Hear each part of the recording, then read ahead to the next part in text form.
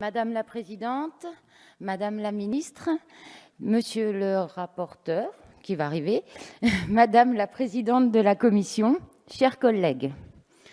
Depuis 72 ans maintenant, la sécurité sociale fait partie de notre identité. Cette formidable et généreuse idée, basée sur la solidarité et la répartition, née des esprits fertiles et éclairés du Conseil national de la Résistance.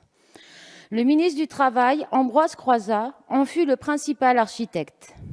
Ouvrier d'usine à 13 ans, militant syndical et politique, il a mesuré pleinement tout l'enjeu de la mise en place d'un régime général de couverture sociale qui mutualise une part de la valeur produite par le travail, mais surtout qui en confie la gestion aux travailleurs eux-mêmes. Le choix d'une société de partage et de solidarité qui fut longtemps un modèle pour les gouvernements progressistes du monde entier. Et c'est en cette 72e année que votre gouvernement porte un coup terrible à l'essence même de ce qu'est la sécurité sociale, en proposant dès 2018 de supprimer les cotisations sociales au profit de la CSG, fiscalisation injuste et inefficace. Un impôt non progressif qui vient d'abord frapper les revenus les plus faibles. Ambroise Croizat avait lui-même alerté que si les cotisations sociales disparaissaient au profit d'un impôt, ce serait la fin de la sécurité sociale. Ce PLFSS 2018 s'inscrit parfaitement dans la logique et la stratégie des gouvernements précédents, poursuivant la voie engagée. Reprenant les politiques antérieures mises en place, notamment de la loi Hôpital, Patients, Santé, Territoire, dite loi Bachelot, de la loi de modernisation de notre système de santé, dite loi Touraine, renforçant les attaques contre notre système de sécurité sociale solidaire. La poursuite de ces politiques est lourde de conséquences pour les professionnels, les usagers, placés dans un cadre d'inégalité sociale, économique, territoriale, mais aussi institutionnelle. Dans une période où tous les établissements de santé tirent le signal d'alarme sur leurs conditions de travail, où tous alertent sur le manque de moyens, où tous s'inquiètent sur l'augmentation constante des actes de maltraitance institutionnelle, vous proposez des économies sans prendre en compte l'urgence de leurs demandes. Je vous rappelle qu'en une année, ce sont 14 soignants qui se sont donné la mort sur leur lieu de travail. Vous en avez marre que je vous parle constamment de ces 14 soignants, mais on ne peut en aucun cas banaliser la mort et encore moins le suicide. Nous n'avons pas les chiffres sur le nombre de soignants qui ont mis fin à leur vie en dehors de leur lieu de travail. Nous n'avons pas les chiffres du nombre de tentatives de suicide. Nous n'avons pas les chiffres sur les changements de vocation et encore moins sur les burn-out. Par contre, j'ai une certitude. Toutes et tous ici avons reçu des témoignages de la part des soignants, des patients, des familles, dans toutes les circonscriptions françaises. Tous les personnels soignants du public et du privé souffrent. Il y a 3 mois, notre groupe vous a interpellé en rappelant les 14 besoins fondamentaux non respectés. Madame la ministre, vous avez ouvert une mission flash sur la condition d'accueil des personnes âgées dans les EHPAD en France, nous faisant penser que notre interpellation avait fonctionné. Une mission d'information va commencer début décembre, mais aucun moyen supplémentaire et aucune avancée sur les conditions de travail et d'accueil dans ce PLFSS. Madame la ministre, soyez rassurée, je suis très attentive. J'ai donc bien remarqué la ligne des 100 millions d'euros pour les EHPAD, mais cette ligne correspond à la création de 5 000 lits supplémentaires. Donc je confirme devant vous que vous ne donnez pas de moyens supplémentaires pour les EHPAD existants. J'attire aussi votre attention sur le fait que les mauvaises conditions ne concernent pas que les EHPAD. Les hôpitaux, les cliniques, les instituts, bref, tous les établissements de santé sont impactés. Les dispositions de ce projet de loi confirment que c'est encore les plus modestes qui en subissent les conséquences. Avec un objectif de dépenses d'assurance maladie à 2,3%, avec plus de 4 milliards d'euros d'économies sur l'assurance maladie et après les plus de 10 milliards d'économies du précédent gouvernement, l'objectif politique consiste encore et toujours à faire supporter le poids d'économies à nos concitoyens et plus particulièrement les plus modestes.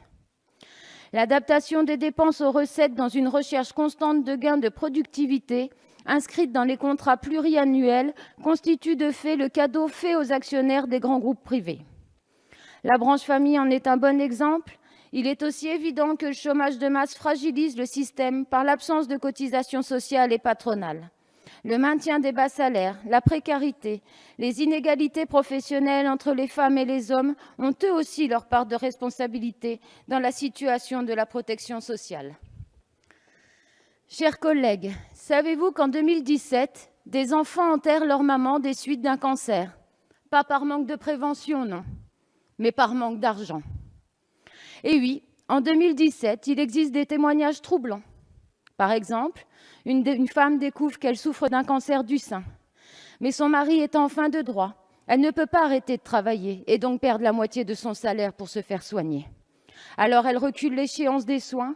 Quand elle commence enfin les traitements, il est trop tard. Et oui, en 2017, des enfants en bas âge se retrouvent orphelins de mère parce que ces dernières n'ont pas les moyens financiers de s'arrêter de travailler pour se soigner. La course effrénée à la rentabilité financière et à la marchandisation des besoins sociaux, dont ceux de la santé, a conduit à la catastrophe économique et sociale. De fait, il est nécessaire de cesser d'administrer la potion libérale à l'hôpital public, de s'émanciper de ce poison qu'est la logique comptable imposée. Les personnels ne doivent pas être la principale cible ni la variable d'ajustement pour réduire les déficits budgétaires de nos hôpitaux. Il faut sortir des conséquences néfastes de la politique des GHT et de la mise à mort des hôpitaux de proximité. Pour lutter contre la désertification médicale, il est au contraire urgent de développer un réseau de centres de santé publics rattachés aux hôpitaux de proximité avec des médecins et des personnels salariés. Cette solution permet de répondre à deux objectifs: une juste répartition des ressources humaines sur le territoire et la fin des dépassements d'honoraires avec la généralisation du tiers payant intégral. Mes collègues de la France insoumise et moi-même le souhaitons ardemment. Car ce n'est pas la télémédecine comme solution miracle à la désertification médicale qui doit primer. Pour lutter contre ce fléau, commençons par sortir du numerus clausus et des logiques financières en matière de santé. Madame la ministre, votre projet de médecine ambulatoire est dangereux, voire incomplet. Vous demandez aux proches des patients de gérer le transport et de promulguer les soins de surveillance post-opératoire. Vous connaissez les dangers de ces pratiques. Comment pouvez-vous avoir l'idée de les généraliser? Par souci d'économie, vous déplacez un problème. En effet, les services de soins de proximité sont déjà mis à mal, voire inexistants. Qui alors prodiguera les soins post-ambulatoires? De plus, vous poussez les 15% de Français sans mutuelle à choisir la médecine ambulatoire en augmentant le forfait journalier de 18 à 20 euros.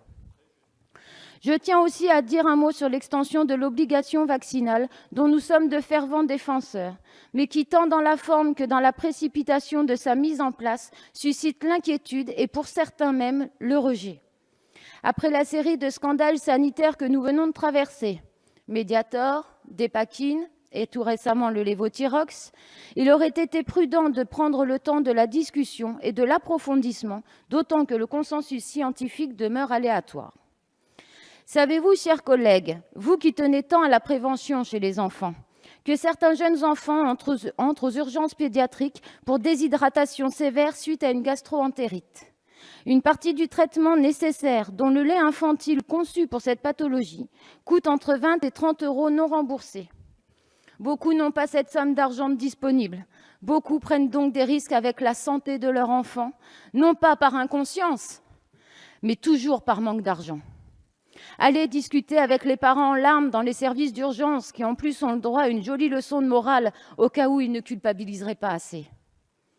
Pour conclure, veiller à l'équilibre des comptes sociaux est une préoccupation que nous partageons, mais pas à n'importe quelles conditions. Cela ne doit pas se faire au détriment de nos concitoyens en organisant le recul des protections et des prestations sociales dans une période où, parallèlement, le gouvernement fait le choix indigne de se priver de plus de 3 milliards d'euros avec la fin de l'ISF. Je vous remercie.